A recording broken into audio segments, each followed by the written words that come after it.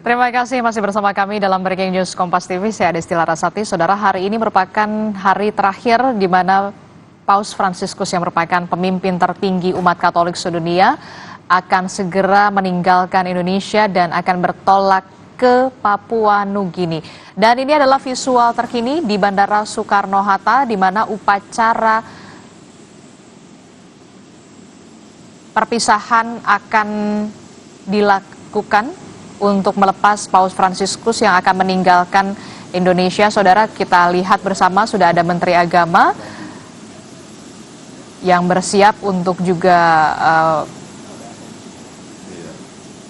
dalam upacara perpisahan dari Paus Fransiskus yang akan meninggalkan Indonesia. Saudara, kita tahu Paus Fransiskus ini berada di Indonesia sejak tanggal 3 sampai tanggal 6 September 2024. Ada beragam agenda yang dihadiri oleh Paus Fransiskus dalam kunjungannya di Indonesia. Salah satunya adalah bertemu dengan Presiden Joko Widodo sebagai pemimpin negara Vatikan.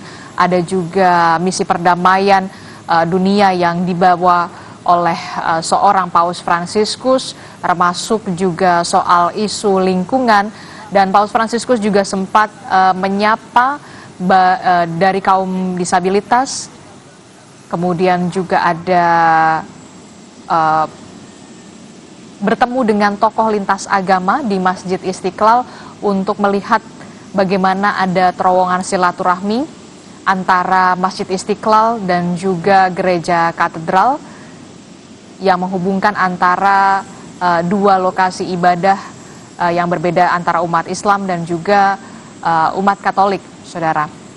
Dan sebentar lagi kita akan melihat bagaimana upacara perpisahan dari Paus Fransiskus yang akan meninggalkan Indonesia. Lebih lengkapnya kita akan tanyakan kepada jurnalis Kompas TV. Sudah ada Triksi Valencia di Bandara Soekarno-Hatta, Tangerang, Banten. Triksi, jadi informasinya nanti agendanya seperti apa? Upacara perpisahan akan dilakukan pada jam berapa dan siapa saja yang sudah hadir di sana? Karena kan informasinya agenda awalnya ini jam 9:15 ya. Ada sedikit keterlambatan karena tadi banyak sekali warga yang begitu antusias untuk menghampiri Paus Fransiskus ketika keluar dari Kedutaan Besar Vatikan. Silahkan, Triksi.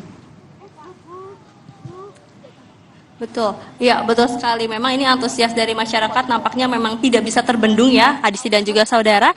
Karena mengingat ini juga adalah hari terakhir, mereka bisa melihat secara langsung dan juga lebih dekat dengan Paus Fransiskus. Tidak berbeda jauh seperti dengan di tempat-tempat lainnya, seperti misalnya tadi di Kedubes Vatikan. Di Bandara Soekarno-Hatta, sekalipun ini adalah VIP, juga ada beberapa warga yang datang jauh-jauh ke tempat ini untuk bisa melihat. Namun sayangnya memang ada pembatasan karena hanya yang diperbolehkan untuk berada masuk ataupun juga berada di dekat wartawan ini hanya orang-orang yang memiliki ID tertentu. Maka dari itu kalau misalnya saya bisa gambarkan, ceritakan di balik pagar ini sebenarnya ada beberapa masyarakat yang sudah datang dari pagi untuk bisa menunggu dan juga menanti Paus Fransiskus dan juga rombongan pendampingnya lewat di depan mereka. Setidaknya mereka bisa menyapa, meneriakkan yel-yel ataupun juga menyanyikan lagu-lagu yang akan mengantar perjalanan Paus Fransiskus menuju negara berikutnya. Nah, kalau misalnya di Bandara Soekarno-Hatta sendiri di area VIP, betul memang nanti akan ada beberapa orang yang akan melakukan pendampingan ataupun juga yang akan melepas perjalanan Paus Fransiskus dan juga rombongan pendampingnya menuju Papua Nugini. Seperti misalnya yang tertera di undangan ini adalah ada Menteri Agama Yakut Khalil Quomas, lalu kemudian juga ada Dewan Pertimbangan Presiden Republik Indonesia Gandhi Sulistianto, ada Duta Besar Indonesia untuk Tahta Suci Michael Triaskun Cahyono, kemudian juga ada perwakilan dari Vatikan seperti Uskup Agung Jakarta, Kardinal Ignatius Suharyo, Ketua Konferensi Wali Gereja Indonesia, Monsignor Antonius Subianto, ada Duta Besar Tahta Suci untuk Indonesia, Uskup Piero Piopo, dan juga ada Ketua Panitia Kunjungan Apostolik Paus Fransiskus ke Indonesia, yakni Ignatius Jonan. Ada beberapa pihak yang sudah berada di dalam ruang VIP, Adisti dan juga saudara, namun memang kami tidak bisa masuk ke dalam, tapi kami sudah melihat ada beberapa kendaraan yang nampaknya ini adalah berplat khusus, yakni dari orang-orang yang sudah tadi kami sebutkan, untuk standby atau menanti kedatangan Paus Fransiskus dan juga rombongannya ke Bandara Soekarno-Hatta.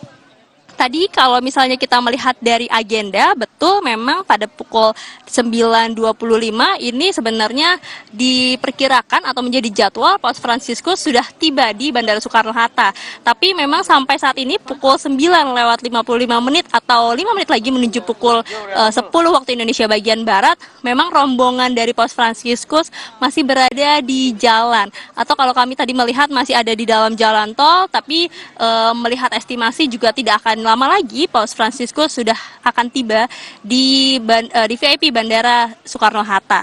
Nah, terkait dengan persiapan, tadi kami juga melihat sebenarnya ada beberapa rombongan yang sudah masuk ataupun juga tiba lebih dulu di VIP Bandara Soekarno-Hatta, seperti misalnya rombongan dari dari rombongan wartawan yang memang dibawa dan mengikuti Paus Fransiskus dalam perjalanan apostoliknya yang ke-45, lalu kemudian juga ada dari komite yang juga sudah datang beserta barang-barang bawaan yang nantinya ini akan dibawa. Memang sudah ada pemasukan bagasi, pengecekan yang dilakukan sejak pagi tadi untuk kemudian nanti semuanya sudah siap, hanya tinggal menanti kedatangan Paus Fransiskus untuk bisa disambut dan juga diantarkan untuk melakukan perjalanan berikutnya. Kalau kita melihat juga dari yang ada di landasan pacu atau misalnya saat ini yang sudah bersiap adalah pesawat komersil milik Garuda. Ini juga menjadi permintaan dari Paus Fransiskus, di mana dalam perjalanan apostoliknya memang sengaja meminta pesawat komersil. Jadi bukan pesawat pribadi ataupun juga pesawat yang memiliki fasilitas yang lebih maksud kami memiliki fasilitas yang seperti first class ataupun juga yang private, yang ini yang tidak diminta oleh Paus Fransiskus, karena sebelumnya ada pesawat jenis lain yang memiliki fasilitas first class dan juga memiliki fasilitas yang lainnya, namun ini ditolak sehingga yang disepakati adalah pesawat jenis Airbus A330-900 Neo. Ini adalah salah satu pesawat milik Garuda yang dimiliki Garuda dan tidak ada modifikasi dan juga tidak ada fasilitas first class. Lagi-lagi kita diperlihatkan bagaimana kesederhanaan dari Paus Fransiskus dalam perjalanan apostoliknya masih terus diterapkan sampai saat ini, bahkan sampai kepulangannya. Nah, Adisti, kalau misalnya terlihat dari layar kaca saat ini mungkin sudah terlihat jelas kalau ada mobil patwal, tapi kita masih harus melihat terlebih dahulu apakah ini adalah mobil yang membawa rombongan dari Paus Fransiskus. Tapi memang sebenarnya kalau sudah melihat dari waktu perjalanannya, mereka sudah tidak jauh lagi dari Bandara Soekarno-Hatta, yang berarti hitungan menit lagi ya akan tiba di Bandara Soekarno-Hatta. Nah, kembali lagi kepada kendaraan ataupun juga pesawat yang akan nanti membawa Paus Fransiskus dalam perjalanannya menuju Papua Nugini. Tadi disampaikan menolak ada fasilitas first class, lalu kemudian juga meminta pesawat komersil yang juga ini sudah dipersiapkan dari tanggal 3 September, kemudian juga sudah dilakukan sterilisasi 2 atau 3 hari sebelumnya, sehingga pesawat pun meskipun tidak ada fasilitas first class, tapi dipastikan ini adalah pesawat yang terbaik, sudah dipersiapkan, memberikan kenyamanan dan juga keamanan dalam membawa Paus Fransiskus dan juga rombongannya menuju ke negara Papua Nugini. Nanti di Papua Nugini akan melakukan lawatan ataupun juga perjalanannya hingga tanggal 9 September. Nanti dilanjutkan ke negara Timor Leste sampai tanggal 11 September dan juga terakhir di Singapura sampai tanggal 13 September. Nah, di sini memang kami melihat juga ada satu mobil lagi yang masuk ke dalam VIP bandara, tapi nampaknya memang kami masih harus memastikan apakah rombongan-rombongan yang tidak jauh lagi di belakang mobil-mobil ini adalah rombongan dari Paus Fransiskus. Tapi yang bisa saya sampaikan adalah bagaimana tadi Paus Fransiskus dalam perjalanannya dari keluar Dubes Vatikan menuju ke Bandara Soekarno-Hatta tetap mempertahankan kedekatannya, tetap mempertahankan keinginannya untuk bisa menyapa masyarakat, dekat dengan masyarakat, sekalipun hanya sebentar, sekalipun hanya bisa berjabat tangan ataupun juga hanya memberkati melalui tumpangan tangan.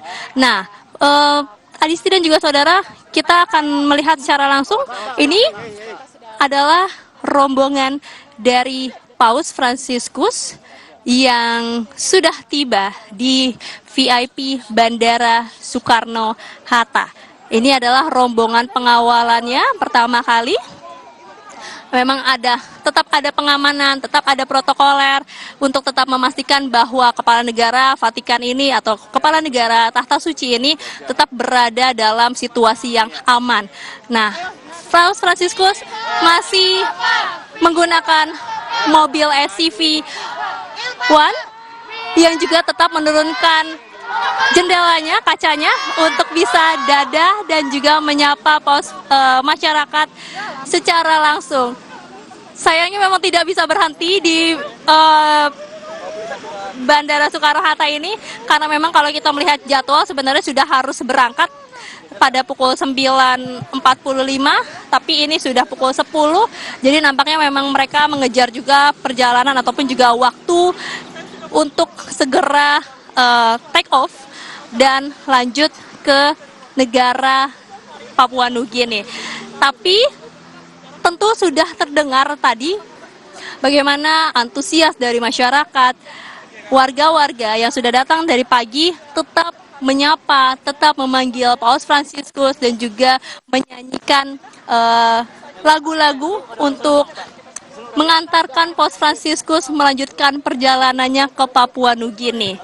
Jadi, Adisti, kita akan menyaksikan bersama-sama Paus Fransiskus bersiap menaiki pesawat dan juga akan melanjutkan perjalanan apostoliknya ke yang ke-45 ke negara berikutnya. Tentu yang di-highlight adalah dan juga yang akan tetap diingat oleh masyarakat Indonesia, bagaimana kesederhanaan, bagaimana toleransi, bagaimana kedekatan dan keramahan dari Paus Fransiskus ini yang akan tinggal menjadi kenangan dan juga menjadi momen bersejarah bagi Indonesia yang sudah bisa menyambut Paus Fransiskus untuk datang ke Indonesia dalam lawatannya atau perjalanan apostoliknya yang ke-45.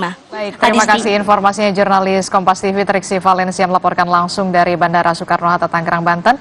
Dan yang Anda saksikan ini adalah mobil dari Paus Fransiskus yang sudah tiba di landasan Bandara Soekarno-Hatta Tangerang, Banten, saudara. Dan nantinya Paus Fransiskus ini sebentar lagi dalam hitungan menit saja akan meninggalkan Indonesia untuk melakukan kunjungannya ke Papua Nugini, saudara. Yang menarik sekali adalah ini tadi informasi dari Valencia mengatakan bahwa ini merupakan permintaan dari Paus Fransiskus menggunakan hanya pesawat komersil, bukan private jet. Mas Budiman. Ya itu kan konsisten. Aha. Ya konsisten sejak beliau memilih nama Francisco, kemiskinan. Kemudian dia menggunakan apa yang ada. Jadi tidak mau naik pesawat-pesawat jet atau apapun juga, menggunakan pesawat komersial. Apa yang dirasakan oleh Paus dalam bahasa saja, itulah yang harus dia ingin merasakan kehidupan warga sekitarnya gitu. Sehingga tidak perlu kemudian tampil berbeda, menjadi punya kasta yang lebih tinggi, tapi dia sama. Mungkin Romo Sulis juga bisa menceritakan ketika beliau di Santa Marta tidak mau tinggal di istana. Di apartemen biasa, itu kan konsistensi gitu. Sehingga apa yang dilakukan, apa yang dikatakan, apa yang dikerjakan tuh sesuai gitu loh. Nah kalau kita kembali domestifikasi di Indonesia, kan beda. Apa yang dikatakan kadang-kadang berubah-ubah, apa yang dilakukan improvisasinya terlalu banyak variabel-variabel yang bisa mengubah sehingga orang tuh bingung ini sebetulnya apa. Tidak mau dispesialkan lah ya, biasa saja, sama seperti manusia biasa. Iya, karena itu kredonya kan dia lebih suka gereja menjadi yang miskin gitu kan. Kalau dalam bahasa kalau kata gereja itu diganti katakanlah, pemerintah itu menjadi bagian dari masyarakat, kampus menjadi bagian masyarakat, sehingga semuanya terdedikasikan untuk kepentingan publik yang lebih luas ya. Nah itu kan Paus sedang bersalaman dengan Menteri Agama untuk menuju, saya tidak tahu berbicara apa, apakah juga akan menyampaikan pesan-pesan yang sama yang disampaikan secara khusus kepada Menteri Agama, kita juga tidak tahu, tidak terdengar, tapi itu sesuatu yang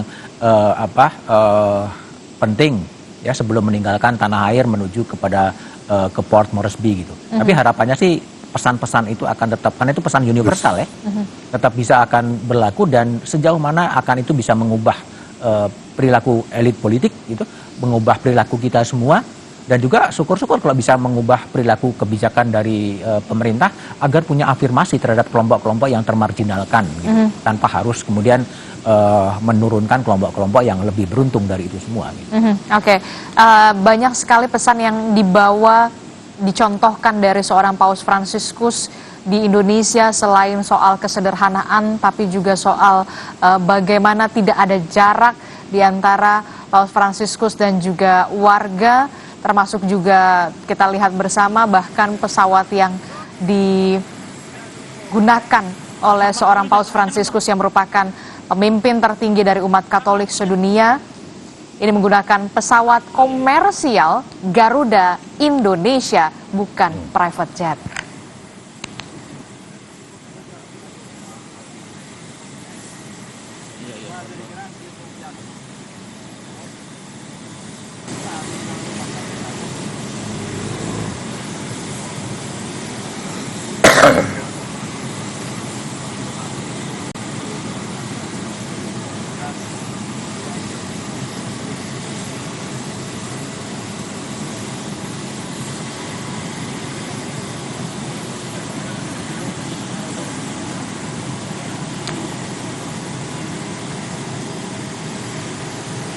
Ya, ini adalah visual di mana Paus Fransiskus sebentar lagi akan meninggalkan Indonesia. Saudara tadi juga sudah melihat Menteri Agama juga sudah, kemudian juga ada Effendi Simbolon, kemudian juga ada Dewan Pertimbangan Presiden juga hadir untuk memberikan penghormatan terakhir terhadap Paus Fransiskus. Akan meninggalkan Indonesia, saudara, untuk melanjutkan kunjungannya ke Papua Nugini. Ini adalah ucapan perpisahan dari seorang Paus Fransiskus kepada sejumlah pejabat yang sudah hadir di landasan Bandara Soekarno-Hatta untuk nantinya akan meninggalkan Indonesia dan akan bertolak menuju ke Papua Nugini untuk melanjutkan kunjungan apostolik atau perjalanan apostolik dari seorang Paus Fransiskus, saudara.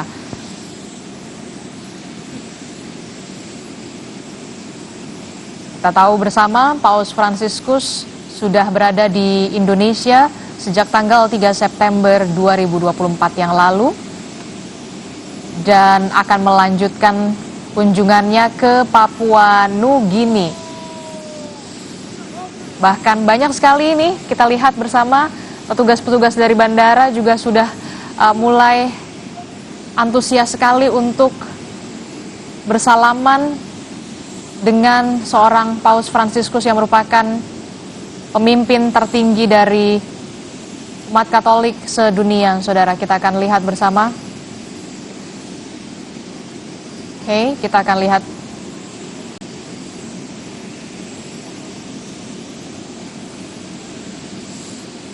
Ini merupakan sejarah, kita tidak pernah tahu nanti akan terulang lagi berapa puluh tahun lagi, Romo, seorang pemimpin umat Katolik sedunia bisa kembali lagi ke Indonesia, tapi jangan sampai pesannya masih sama ya, harus ada yang lebih baik, perkembangan yang lebih baik, Romo.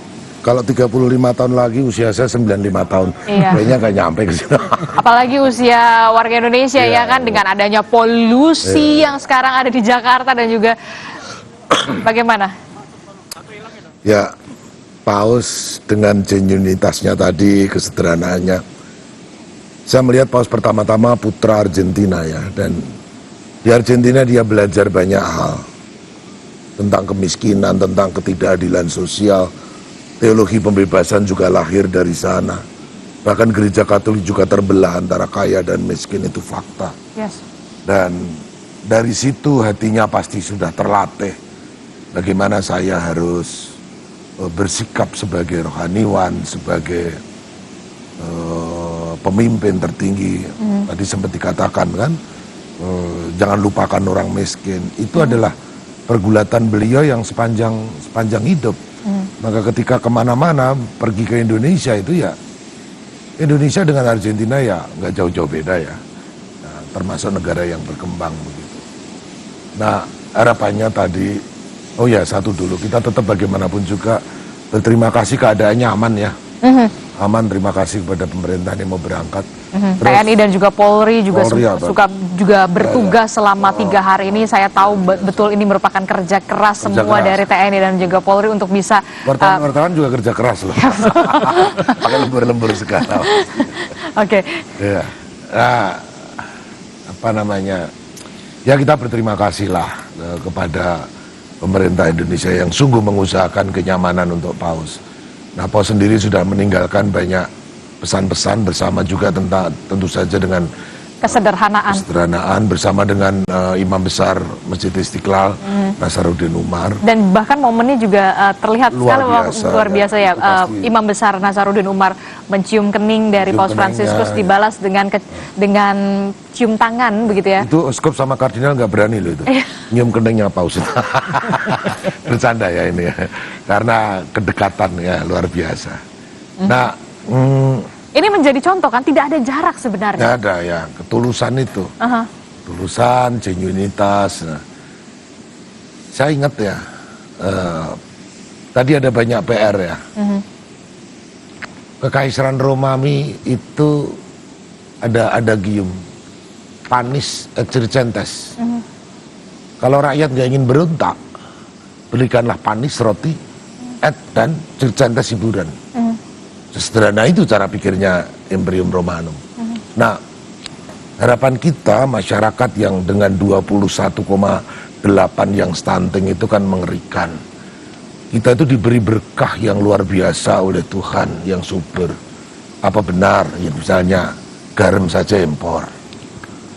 Kita apa namanya? Archipelago terbesar ya. Dengan garis pantai nomor 2. Oke, kita akan lihat bagaimana Romo, Paus Fransiskus akan menaiki pesawat dari pesawat komersil milik Garuda Indonesia. Sebentar lagi kita akan lihat bagaimana Paus Fransiskus akan meninggalkan Indonesia. Tentu saja banyak pesan yang disampaikan selama kunjungan Paus Fransiskus ke Indonesia tanggal 3 sampai 6 September 2024 dan ini hari terakhir. Ya, sudah melihat bagaimana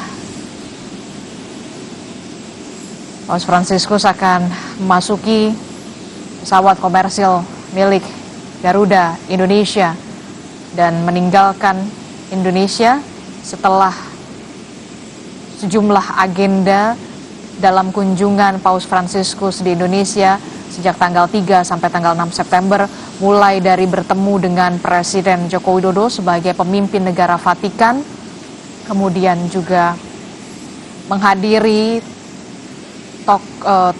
pertemuan lintas agama yang juga dihadiri oleh tokoh agama di Masjid Istiqlal bersama dengan Imam Besar Masjid Istiqlal, Nasaruddin Umar.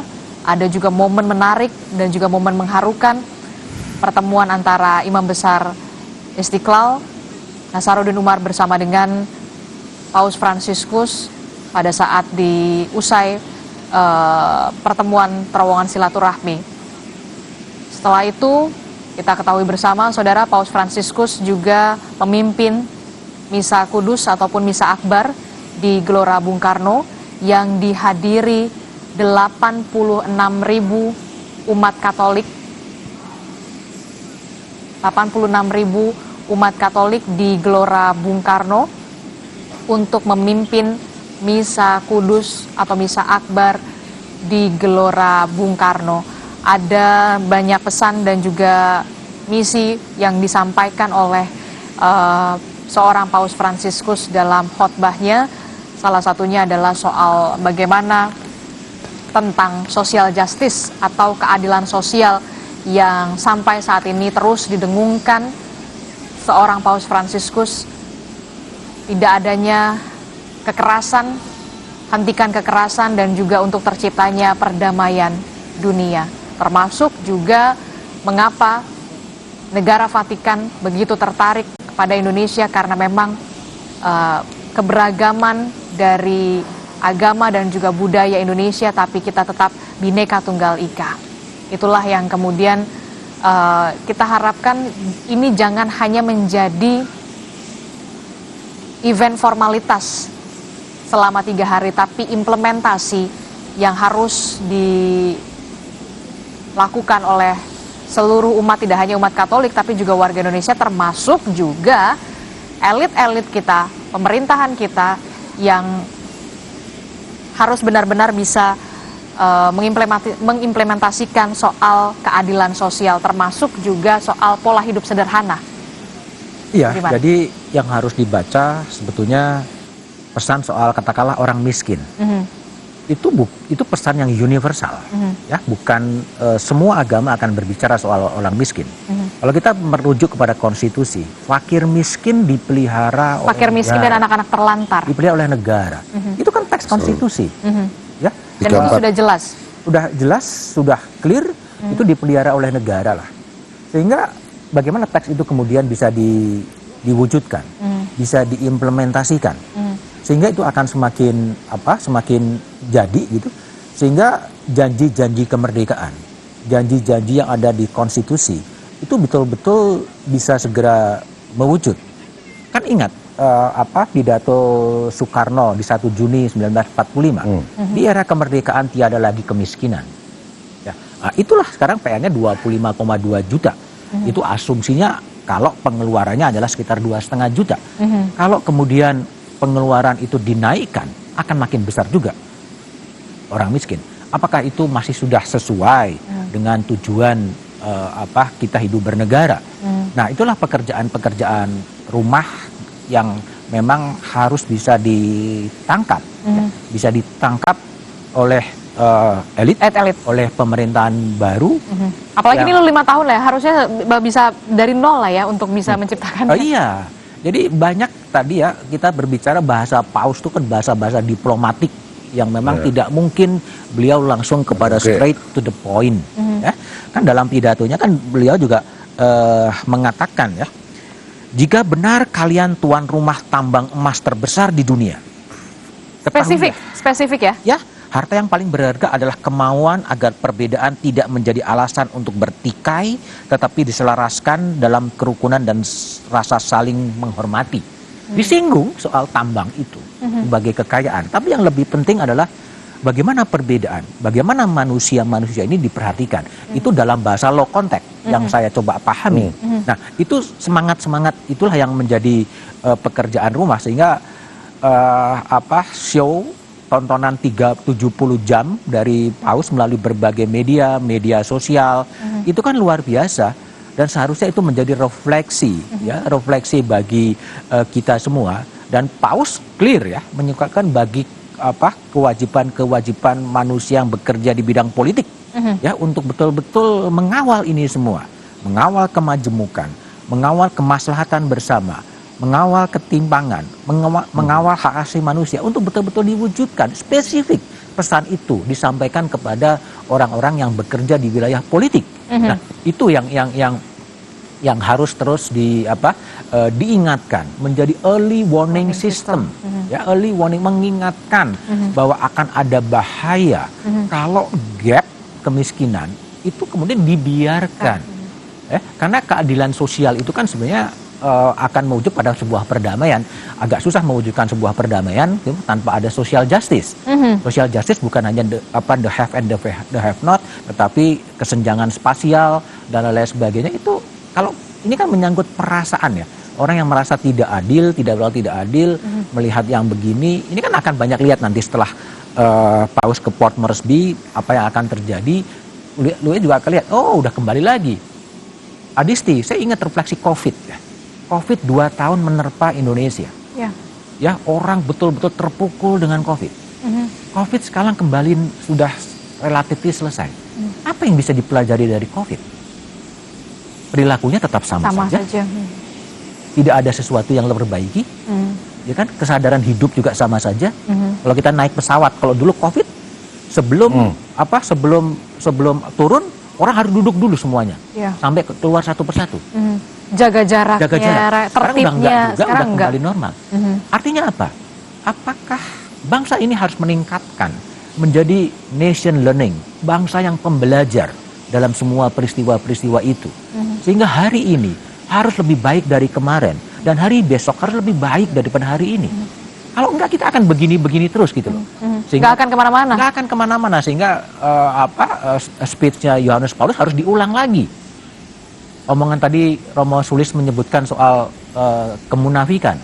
Itu kan juga pidatonya Mohtar Lubis di tahun 74. Berbicara soal karakter manusia Indonesia. Ya sekarang masih begini-begini saja gitu loh. Nah, inilah yang menjadi bangsa pembelajar yang sesuatu hentakan-hentakan itu bisa mengubah perilaku dari masyarakat. Dan itu butuh keteladanan. Itu butuh keteladanan. Dan kita juga berharap ada keteladanan itu di pemimpin-pemimpin kita nantinya. Romo. Jelas dong. Pemimpin disumpah untuk melayani masyarakat. Pemimpin jadi begini. Kita menyebut pemimpin secara spesifik politisi ya. Negara ini hancur apa tidak bergantung politik. Ada pemimpinnya.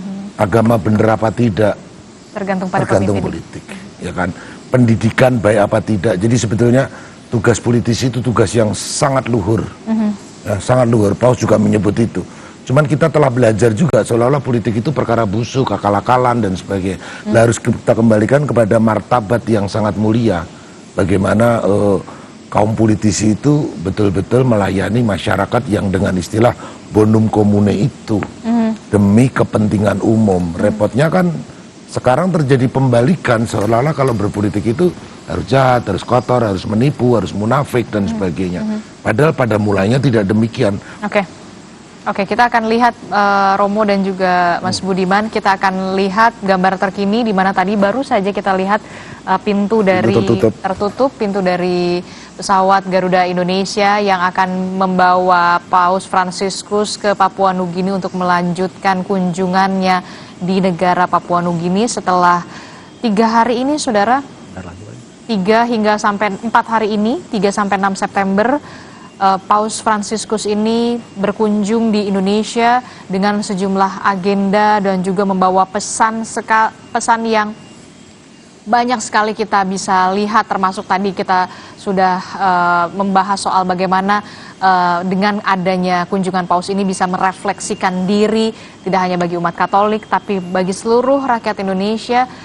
Tampak sekali antusias tadi sebelum Paus Fransiskus meninggalkan Kedutaan Besar Vatikan. Ini menunjukkan bahwa Paus Fransiskus ini merupakan salah satu sosok yang kemudian dinantikan oleh tidak hanya umat Katolik tapi juga tokoh lintas agama dan juga warga lintas agama lainnya, termasuk juga kerinduan akan pemimpin yang punya genuinitas di Indonesia, yang tulus untuk menyapa warga, melihat secara langsung, dan kita akan melihat sebentar lagi, saudara, sosok Paus Fransiskus akan meninggalkan Indonesia dan akan bertolak ke Papua Nugini. Permintaan yang diajukan oleh Paus Fransiskus adalah menggunakan pesawat komersil. Pesawat komersil, bukan private jet. Bahkan ini adalah menggunakan pesawat Garuda Indonesia yang akan membawa Paus Fransiskus menuju ke Port of Moresby di Papua Nugini. Saudara, sebelumnya juga Paus Fransiskus juga dari Italia ke Indonesia juga menggunakan pesawat komersil yang dicharter, saudara. Dan ini menunjukkan bagaimana kesederhanaan dari seorang Paus Fransiskus dan tidak ingin dispesialkan, begitu ya, ingin dispesialkan dalam kunjungannya, termasuk juga bagaimana kita melihat pada saat Paus Fransiskus selama kunjungannya di Indonesia menggunakan kendaraan berwarna putih, hanya SUV, begitu, dan selalu membuka kaca jendela mobilnya, bahkan duduk di bagian depan Dan kita tentu saja patut bersuka cita dan juga berbangga dan berbahagia seorang Paus Fransiskus mau berkunjung ke Indonesia. Begitu ya, bahkan banyak sekali anak-anak, bayi, anak-anak berkebutuhan khusus. Ya.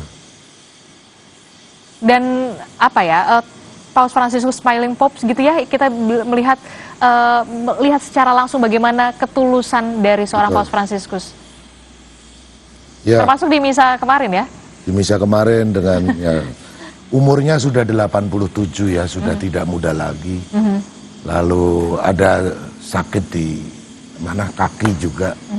Tapi dengan segenap upaya mencoba menganimasi masyarakat yang lama tidak mendapatkan kunjungan ke Paus itu sesuatu yang luar biasa. Kita berharap juga Paus ini nanti masih ada 3 negara ya. Iya, ada 3 negara. Tetap sehat. Kita mendoakan terus semoga tetap sehat. Nanti masyarakat di Papua, umat Katolik, umat pada umumnya juga mendapatkan berkah pesan tersendiri dari Papua kemudian ke Timor Leste atau Timor Leste, ya. Singapura. Mantan saudara kita. Baru kemudian ke Singapura pasti dengan pesan itu. Kembali ke Indonesia, saya mau menyinggung sedikit tadi boleh ya? Boleh dong. Ya, jadi tadi soal Panis Gentes ya. Rakyat sederhana itu ya sederhana kok pemikirannya. Masyarakat sederhana itu butuh makan dan merasa nyaman. Faktanya di Indonesia mencukupi beras saja masih swasembada. Kedelai makanan rakyat itu ada lagunya di Jawa, tahu tempe impornya berapa persen itu. Garam saja impor. Ini masalah impor mengimpor ini ada apa? Kok sampai sangat senang mengimpor? Itu artinya bagaimana kemudian pemerintah juga harus bisa mengupayakan kesejahteraan kepada rakyat. Itulah yang kemudian mungkin bisa kita impor ya, makanan tercukupi, tapi kan itu bahaya. Kayak kemarin misalnya pada masa pandemi, semua butuh sustainability di masing negara. Nah, salah satu usaha yang paling pokok itu jangan lupakan pertanian. Dan itulah yang kemudian juga bisa kita lihat bagaimana kesederhanaan dan juga kesahajaan dari seorang Paus Fransiskus ya. Kita akan mengajak pemirsa Kompas TV untuk melihat bagaimana visual terkini dari Bandara Soekarno-Hatta, Tangerang, Banten, di mana tampaknya pesawat Garuda Indonesia akan segera bersiap untuk membawa Paus Fransiskus akan meninggalkan Indonesia menuju ke Papua Nugini untuk melanjutkan kunjungannya, saudara. Dan ini dia sejumlah, tadi kita sudah melihat juga Menteri Agama, begitu ya.